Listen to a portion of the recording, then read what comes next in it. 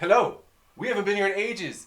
It's me, Doug Carson. I am here on Who's Art with the beautiful, natural, wonderfully, fantastically sweet. He's actually very sweet, I promise. We're too kind. DJ Alex Wells, everybody! Welcome, Alex. Thank you, Doug. Lovely to be here. Welcome to the show, man. How you doing today? Oh, very good, very good. It's been a busy week for me, so it's nice to be here. Ooh, do tell. What have you been up to? Well, I've actually been doing non-work related things. I went over to a convention on Sunday in Telford for Comic-Con because I'm a massive nerd. That's why I'm a DJ, really, in truth. To be honest, the amount of people in fine art who or creativity who consider themselves nerds, I dutifully watch Star Trek with my children. I'm definitely, come on then. Live long and prosper. Anyway, how was Comic-Con? It was great. It was a really great experience. I met Bruce Campbell, who played Ash in Evil Dead. What do you think of the new ones? Yeah, they're good. I like the TV series. I thought the remake was alright. I think it's got the heart, right? Yeah, definitely. Yeah. And enough of the key people are still involved, which is good. Yeah. And I also met Brad Dourif as well, who's the voice of Chucky in the Child's Play movies. He's a lovely old bloke. He's like 70 odd. He's really nice. Do you ever intersperse terrible horror movie sound effects into your DJing? I have done in the past, actually. When I did production a bit more when I first started out, I used to sample like Rob Zombie movies and even like real life serial killers and stuff like Charles Manson and Ted Bundy and John Wayne Gacy. I wouldn't do that now because I think that the serial killers are evil, horrible people, but as a teenager I was so fascinated by all of that, you know. Have you heard the song by, what's his name? God, I'm blanking his name, but he did a John Wayne Gacy song. Yeah. And because he was gonna do all Surf John Stevens. Mm-hmm. He was gonna do all 50 states, and then he did 2 states, and he's like, nah, too much work. That's enough. He's like, that's enough work. Too much research, I can't be bothered. But yeah, he did a song about John Wayne Gacy. Anyway, but we're not here to talk about Surf John Stevens. No. We are here to talk about you. And so just for those of you who don't know, Alex is a really well-known and beloved DJ in Bristol. Does a lot of work around the bootlegger especially. Has a regular set there on Thursdays, which you've been the resident DJ there for... about 6 years now. I'm there Thursdays, Fridays, and Saturdays pretty much every weekend. The only time I'm ever not there is if I'm off doing a festival or off doing a wedding or a private party. Otherwise, I'm there. So if you need a wedding DJ or a festival or a private party, I mean, ta-da! Yeah. And I can vouch that his music is off the charts. We actually met because you used to DJ back when I was doing Art Battle. Yes, I did. Yeah, that was how we met. I can't remember who hooked us up initially. I think it was what's the name of that girl? Vanessa. Vanessa. That was who hooked us up originally. Love her. She is a bit. She's an eccentric character. Definitely. Thank you. You would not forget meeting her. Definitely. No. But she Vanessa, saw you're me, awesome. Love you. Yeah, she's great. She met me. She saw me play at the Bootlegger. And told me that she was playing an art battle and that they needed other DJs and would I be interested? I think that's right. Yeah. So you've been DJing for how long now? Professionally 12 years. Overall probably 15 years. Because I started out doing raves and house parties and private parties for free just to get the experience, you know. Dragging speaker systems through the woods late at night to set up playing psytrance and drum and bass and all that good dirty electronic music. That was definitely a baptism by fire, but a good experience, definitely. So I'm curious, so you've been DJing for a long time, and you've probably been DJing long enough to kind of see a lot of technology change. Oh, definitely.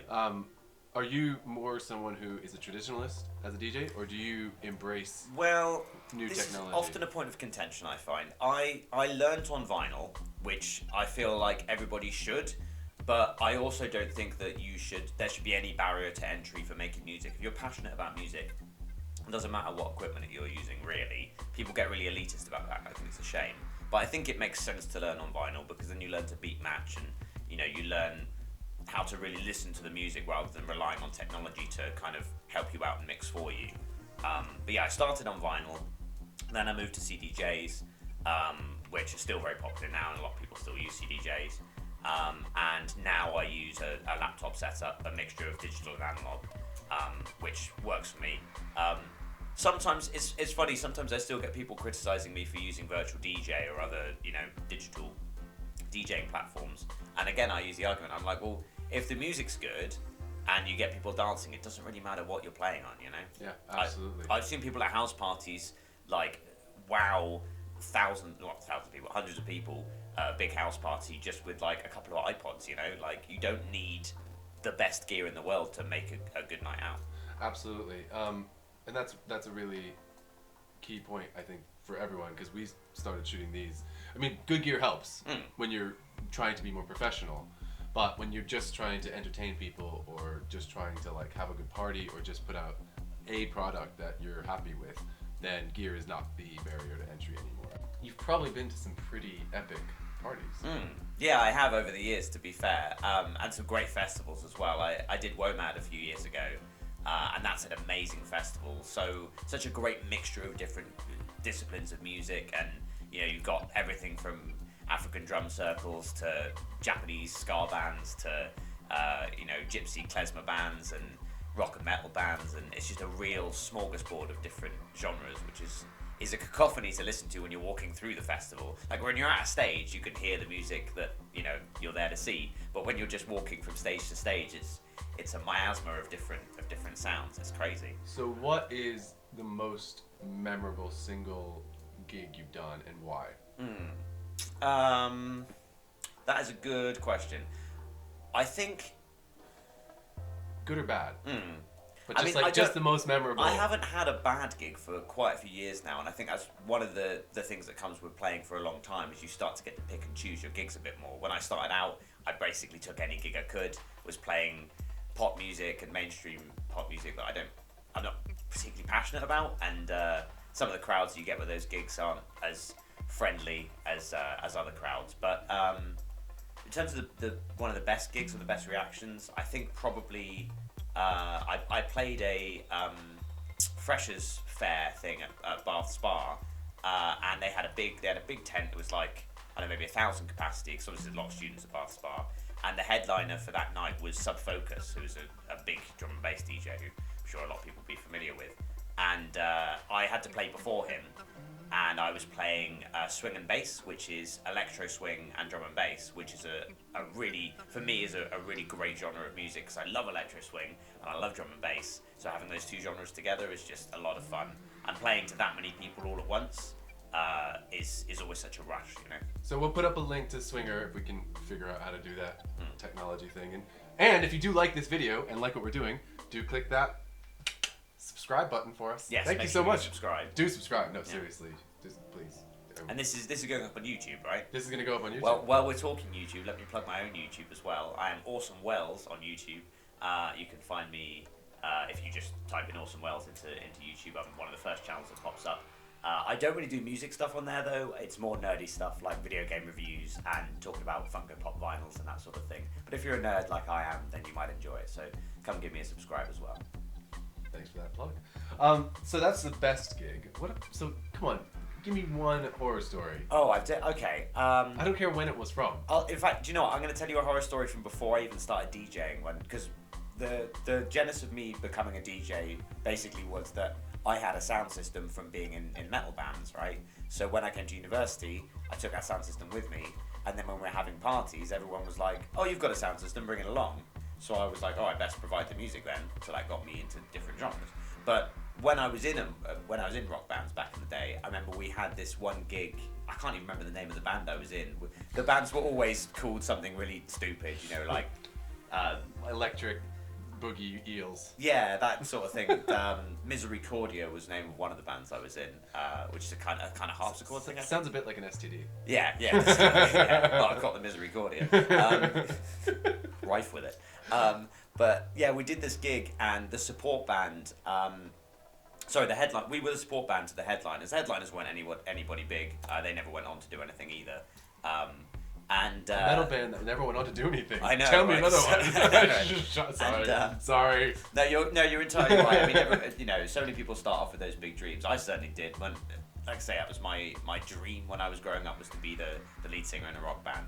but then I transitioned to DJing. But we had this one gig, and the headliners, just before we went on, just pulled the leads out of our monitors for no reason, just being petty. Like we had sound checked and we were sounding pretty good. Like it was only our third or fourth gig at that point with that particular band, and I just saw the guitarist just like kick the leads out of the monitors.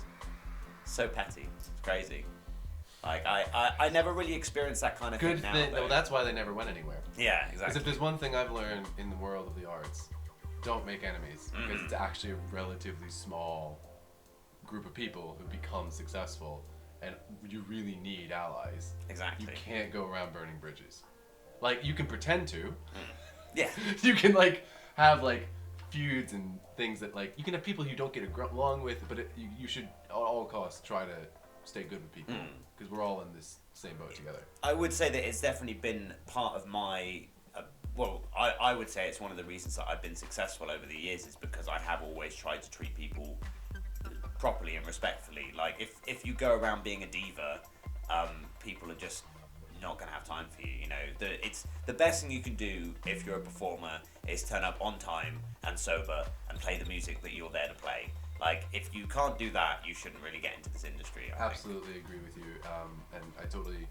I mean, yeah, but that's also an interesting one because you went from wanting to be what would arguably be a more creative path, which is into being a music maker, to being something that's maybe a more secured income as a DJ, because DJs are always in demand. Now, I'm somewhat going through that same, not transition, because I still paint a lot and sell paintings, but I'm also going from working really hard to sell paintings to working really hard to produce video content. That is something everybody needs, the same way maybe a DJ would. So I definitely understand that transition and that balance. Do you still play music? I do occasionally. Like I'm always one. If I'm ever somewhere where there's karaoke going on, I will always get up and sing. And I have quite a broad range when it comes to karaoke. Like I remember one time I was at a pub in Bath called Mandolins, and on the same night I sung "In Dreams" by Roy Orbison and "Closer" by Nine Inch Nails. So quite a broad spectrum. I remember the first time I heard "Closer." I was sitting in a car with my dad because he liked Nine Inch Nails. We were driving down the highway and we were listening to the song. I must have been like 11. And he stopped the car as soon as he could and he said, "Did he just say I want to fuck you like an animal?" I was just like, "Yes, Dad, I think he did." It's so funny. I remember listening to Nine Inch Nails when I was about 12. Somebody gave me a tape of Downward Spiral, which is their second album, I think. Or Downward Spiral was their first break. It was no. Is there Broken. No, Downward Spiral was the third. Yeah, because it goes. It was Broken, Pretty Hate Machine, then Downward No, Spiral. Pretty Hate Machine, Broken. I remember listening to this tape of Downward Spiral at the age of 12 and being like, I do not get this at all. Like, Yeah. it just sounded like noise to me, and I was like, this is horrible. Why would anyone listen to this? And then I turned 13 and I found the tape again and put it into the tape player and pressed play, and I was like, this is the best thing I've ever heard. There is a fantastic quote from Mark Twain, which is, "When I was 14, I thought my father didn't know anything. Then when I turned 21, I found he had all the answers. It's amazing how much he learned in 7 years." It is amazing how I your love perception of the that world quote. changes. Yeah. Mark Twain is such a quotable writer. Well, he was a massive celebrity as well. He wasn't just like a behind closed doors author. He was like, he was out in the world he was kind of Dali of his time. Like, he was a huge celebrity. He wasn't just a writer. He was like the guy who was like out doing things. He was like a very early influencer, arguably. There have been people like, "Oh, influencers, it's like, no. Mark Twain was an influencer. It's been a thing for a long time. Yeah, It's been just by different names, right? Yeah. Right. So, been a fantastic chat, but we do have 3 questions for you. Okay. The 3 artist questions. So, favorite historical period where you most want to visit? Probably Prohibition era America. Really? Yeah, I think so. Because I loved Boardwalk Empire, the TV show, and I love the music from that era. Obviously, with my residency at the Bootlegger, that is playing swing and jazz and rock and roll. And Nine Inch Nails. No. I mean, okay. I think I have played a Nine Inch Nails cover there before, because there are a few artists who do swing versions of popular rock songs. But yeah, probably Prohibition era America. Okay. Favorite artist, alive or dead, that you most want to meet? Artists from all disciplines, or specifically from Artist as you define it. Okay. I'll give you a multiple answer, because there's a lot of art that I really enjoy. I would have loved to have met Edvard Munch. I love his work. Goya as well. I'm a big fan. Anything dark and gothic, really. I'd be interested. Mondigliani as well. In terms of musicians, I'd love to meet Trent Reznor. I'd love to meet Tom Waits. And in terms of creative artists generally, I would love to meet the Houser brothers, who created the Rockstar Games franchise. Well, all the GTA and Red Dead Redemption and all that. I think they'd be fascinating to chat to. Plus, they're British as well, so. Oh, added bonus points. Definitely. One of the few things I could be proud about being British. So we've talked a lot about music, and one of our favorite questions is favorite band, single favorite band, not multiple choice. Okay, yeah. If I've got to narrow it down to one, band or musician. Okay, if it's just musician, then Tom Waits, definitely. Tom Waits, yeah, big fan of his. I love any situation where I can play his music out. And I do play his stuff at the bootlegger now and again. Not throughout the whole night, but one or two early doors. Well, Alex, thank you so much for your time. Thank you, Doug. It's been a real pleasure. Yeah, actually, I'd love to get to know you better. The more I get to know you, the more I like you. Thank you. That's very sweet. If you want to check out Alex, you can follow his YouTube. He's known as DJ Awesome Wells on Facebook and Instagram. Yeah, and Twitter as well. And Twitter as well. You can also come check out his music at the Bootlegger, which will be on Thursday, Friday, Saturdays. I definitely recommend it. And if you do have a wedding or another event coming up, you can reach out to us or you can reach out to him directly. I definitely recommend his style. He's very professional. And we love having you on. And thank you so much for stopping by. Thank you, Doug. I appreciate it. And do click subscribe.